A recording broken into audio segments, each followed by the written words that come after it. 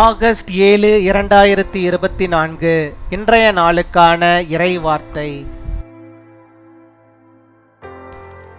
கடினமான நாட்கள் கடந்து செல்கின்றன. உங்களுக்கு முன்னால் பெரிய ஆசீர்வாதம் இருக்கிறது. Hard days pass. You have great blessings ahead of you. யோபு 5ஆம் அதிகாரம் 9ஆம் வசனம். ஜோப் chapter 5 verse 9.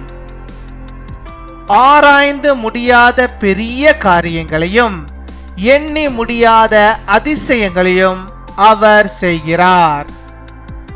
என் அன்பு சகோதர சகோதரிகளே, மனிதர்கள் ஒருவேளை உங்களுக்கு இந்த காரியம் நடக்கவே நடக்காது, நடக்க வாய்ப்பே இல்லை என்று சொல்லலாம். ஆனால் நீங்கள் சோர்ந்து போகவே வேண்டாம். கர்த்தர் உங்கள் வாழ்விலே பெரிய காரியங்களை செய்வார். அநேக நன்மைகளையும் ஆசீர்வாதங்களையும் உங்களுக்கு அருளுவார். He performs wonders that cannot be fathomed, miracles that cannot be counted. My dear brothers and sisters, people will probably tell you that there is no way this will happen to you, but don't get discouraged.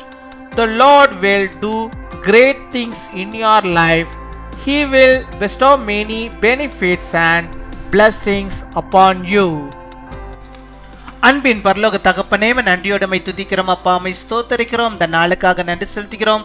இந்த நாளிலும் இப்பொழுது கூட ஆண்டவரே என்னோடு கூட இணைந்து ஆண்டவரே ஜெபித்துக் கொண்டிருக்கிற நம்முடைய பிள்ளைகளுக்கு வேண்டிய எல்லா நன்மைகளையும் ஆசீர்வாதங்களையும் நீர் ஆண்டவரே தந்தவர்களை நடத்தி அருள வேண்டுமா ஜெபிக்கிறோம். அப்படியாக இந்த நாளில் தந்த வாக்குத்தத்த வார்த்தையின்படியாகவே கர்த்தர் நீர் ஆண்டவரே ஆராய்ந்து கூட பார்க்க முடியாத அளவுக்கு பெரிய விதமான காரியங்களையும் நன்மைகளையும் அதிசயங்களையும் ஆண்டவரை எண்ணி முடியாத அதிசயங்களையும் ஆண்டவர் நீ செய்கிறவராக இருக்கிறதப்பா. ஆம் சுவாமி, அப்பா அந்த வாக்குத்தத்த அந்த வாக்குத்தின்படியாகவே உம்முடைய பிள்ளைகளுடைய வாழ்விலே ஆண்டவர் நீர் பெரிய காரியத்தை நீ செய்தரல வேண்டுமா ஜெபிக்கிறோம். ஒருவேளை ஆண்டவரே இது வாய்ப்பே இல்லை என்று சொல்லி ஆண்டவரே மனம் உடைந்து ஆண்டவரே அவர்கள் போயிருக்கலாம். கர்த்தர் நீர் ஆண்டவரே வாய்க்க முடியாதது வாய்க்க செய்கிறவர் என்பதை ஆண்டவரே அவர்கள் அறிந்து கொள்ளும்படியாக இந்த நாளிலே அந்த அற்புதத்தை அந்த அதிசயத்தை அவர்களுடைய வாழ்விலே காணும்படியாக கிருபை தர வேண்டுமா ஜெபிக்கிறோம் அப்பா.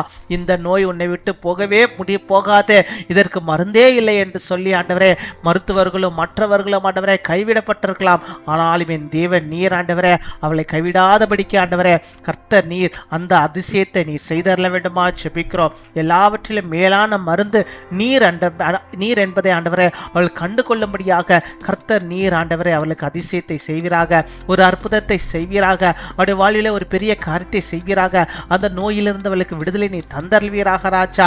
என் தேவன் தாமே அற்புதத்தை செய்தரல வேண்டுமா ஜெபிக்கிறோம். உடைய பிள்ளைகளை நீர் சாட்சியாய் நீர் வைத்தரல வேண்டுமா ஜெபிக்கிறோம் அப்பா. உம்மை துதிக்கிறோம், உம்மை ஸ்தோத்தரிக்கிறோம் ஆண்டவரே.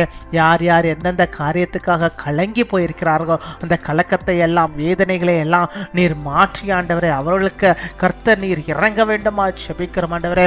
ஒரு பெரிய அதிசயத்தை அவருடைய வாழ்வில் காணும்படியாக நீர் கிருபை தர வேண்டுமா ஜெபிக்கிறோம் அப்பா.